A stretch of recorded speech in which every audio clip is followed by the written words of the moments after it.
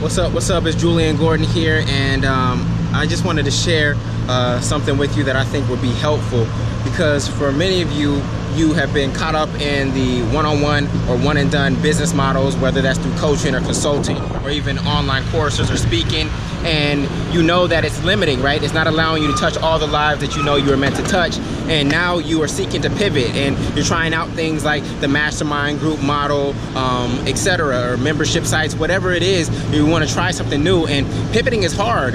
There's a biblical scripture that says you can't pour new wine into old wineskins, and when we are trying to pivot, it requires us to let go of something that we were holding on to that might be sustaining us. For those of you who have actually taken the leap into entrepreneurship full-time, when you were trying to make that transition, you were kind of holding on to your 9-to-5 for a minute, right?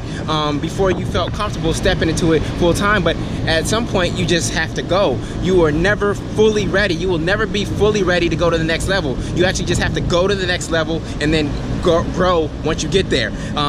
You won't ever be fully prepared for the next level. It's kind of like the lights will never be synchronized. They won't always be green and aligned. You actually just have to go sometimes. You got to run some red lights sometimes.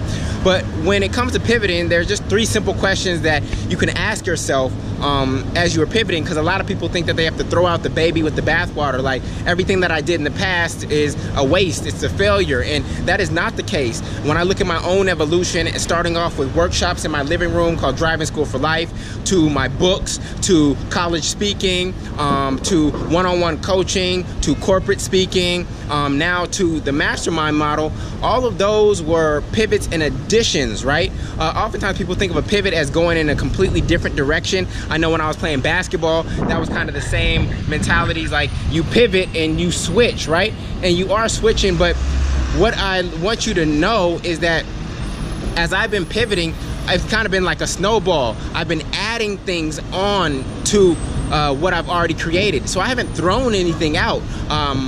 Everything that I've created has served me.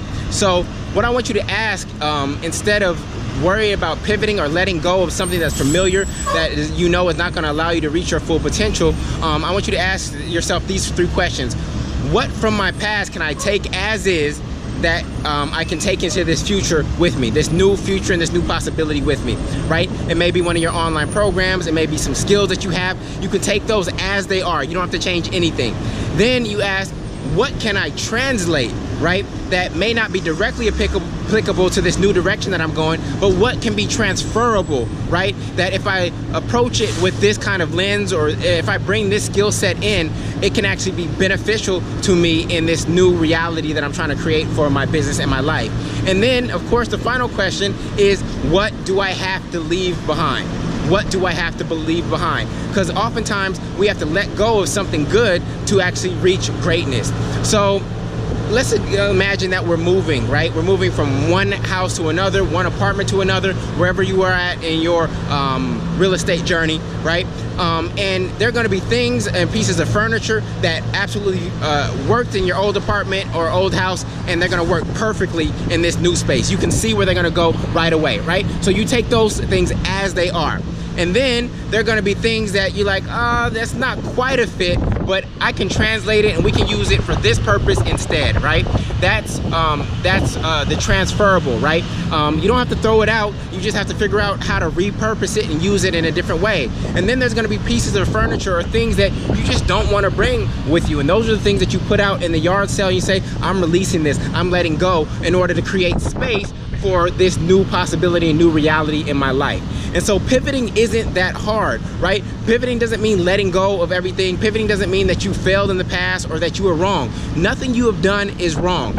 Everything has happened to you and for you for a reason, and you have to trust that. Everything has been preparing you for this next phase of your journey. And so whether you're trying to pivot from speaking to coaching, or from college speaking to corporate speaking, whether you're trying to go from one-on-one coaching to a mastermind group coaching model, whether you're trying to go from in-person events to online courses, all those are examples of pivots, and you can ask yourself those 3 questions. What can I take with me as is, right?